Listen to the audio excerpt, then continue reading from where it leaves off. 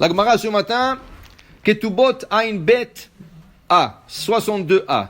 La Gemara dit Noderet Vena Mekayemet. La Gemara parle d'une femme qui fait beaucoup de neder, mais elle ne paye pas, elle ne suit pas son neder. Elle donne des dons. Elle dit je ne mangerai pas du pain, elle mange du pain. Elle dit je ne ferai pas ça, elle le fait. Elle fait une promesse, un don, elle ne paye pas.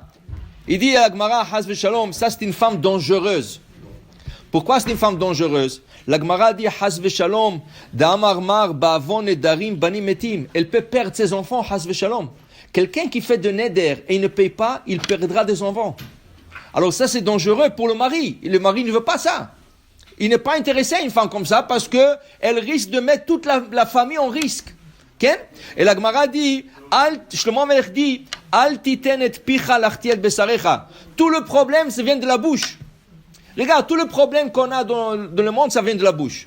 Tu manges non kosher, ça vient de la bouche. Tu parles la shonara, ça vient de la bouche. Adam Arishon, il a mangé. Tout le problème qu'on a dans le monde, c'est à cause de la faute de Adam, c'est de la bouche. Okay?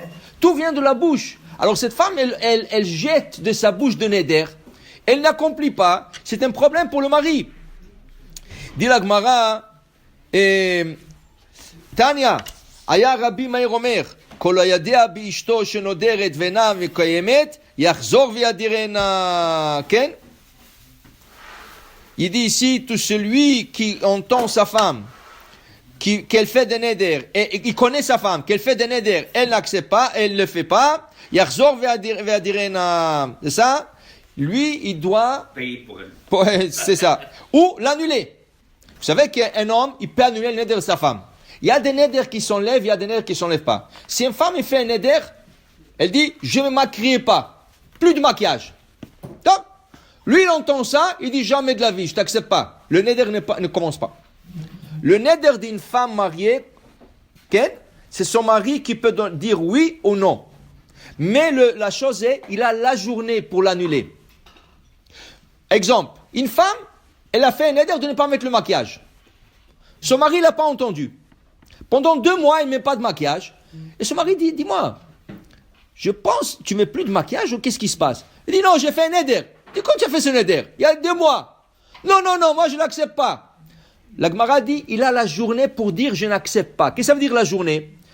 Si, mettons, la nuit tombe à 6 heures du soir, et lui, il vient de l'entendre à 4 heures de l'après-midi. Alors, il a 2 heures pour l'annuler le neder. La journée. Où l'a entendu? C'est pas important que le neder a été dit il y a 2 mois. L'important, c'est le jour qu'il apprend le neder, il a la journée. Qu'il lui reste 1 minute pour la journée, pour la fin de la journée, ou qu'il lui reste 3 ou 4 ou 5 heures pour la fin de la journée, il a la journée. Une fois que tu rentres dans la nuit, le neder est déjà en vigueur. Et là, s'il n'est pas d'accord, il faut qu'il va devant un tribunal, un rabbin avec 2 autres personnes, pour lui enlever le neder. Okay? Alors, si un mari, il connaît sa femme, qu'elle fait des neder, elle ne paye pas, ou qu'elle le fait pas, tout de suite, quand il entend un neder, non, je ne l'accepte pas. Il doit l'enlever, tout de suite. Okay? Il dit, Bamem et Akenla, Ela yachzor ve'aknitena, kedesh tidor befanav, ve'afer la. Okay? Alors, il dit ici, la Gemara, il ne faut pas qu'il la divorce. Et que chaque fois qu'elle fait un neder, il dit, je ne l'accepte pas. Il lui dit, regarde, tu mets la famille en risque. Have shalom, les enfants qui vont mourir à cause de toi. Non, je ne veux pas de ça. Dès qu'il entend, non, je ne suis pas d'accord. Tout de suite, le neder, de toute façon, il ne le fait pas. Lui, il a dit, il n'est pas d'accord, il enlève. Maintenant, on lui donne les laps de temps pour dire, il n'est pas d'accord. Alors, c'est bon. Alors, il dit, la Gemara, Amroulo, ils ont dit à Rabbi Meir, non, c'est pas une takana, ça. Pourquoi? Parce que Rabbi Meir, il fait faire le shalom. Rabbi Meir, il ne veut pas que l'homme, il dit quoi? Il va mettre la famille en danger, je la divorce. Rabbi Meir ne veut pas ça. Il dit non, alors que c'est quoi? Regarde, il n'y a pas de problème. Tu entends le neder, enlève-le. Les Chachamim, ils ont dit à Rabbi Meir, non. Amroulo, en adam darim nahash bikfifa. Comment tu peux habiter avec un serpent? Ça, c'est un serpent, ça. Tu ne sais pas comment il va te mordre. Tu comprends? Tu as un serpent, il est tranquille, il est bien. Du coup, il vient, il te mord. Ça, c'est un serpent. Si elle fait chaque fois un neder, et toi, tu es sur le nerf, tu ne sais pas quand il va te le faire, et peut-être il va te le faire 1 minute avant le coucher de soleil, et tu vas le rater. C'est un problème. Chachamim disent non, c'est un problème. Aya Rabbi Uda Omer. Rabbi Uda parlait d'un autre problème, presque pareil.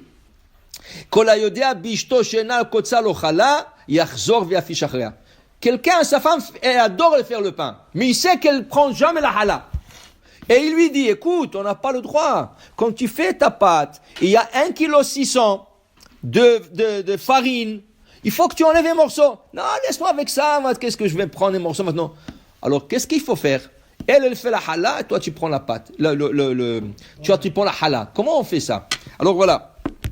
Tout d'abord, il faut comprendre. Il y a une différence séfarade-ashkenaz. Pour le séfarade, la hala, c'est 1,6 kg. Pour les ashkenaz, 2,4 kg. Okay? Maintenant, c'est la question poids ou volume. Nous, on mesure par poids. Eux, ils mesurent par volume. Le volume, c'est beaucoup plus que le poids. Alors, eux, 2 kilos. Alors, si on traduit ça, les femmes, elles font de caps. Caps. Alors, nous, c'est 9 à 10 caps. Eux, c'est 14 caps. Okay? La mesure de cap qu'ils ont. C'est ça? Maintenant, regarde. Si une femme a fait hala, ça peut arriver à n'importe, même une femme qui fait la hala toujours. Et la hala est déjà cuite et dit, ouais, j'ai oublié de donner la hala. J'ai oublié le prélèvement. Le petit, il a couru, il a été équipé avec le petit, il pleurait, il a fait la hala, il a mis au four, il a oublié. Qu'est-ce qu'il faut faire? C'est simple. Tu l'as pas mangé encore. Tu prends le halot, tout le halot qu'elle a fait, tu le couvres avec une serviette, elle fait la bracha, elle friche hala, trouma, elle prend une de halot, elle coupe un morceau.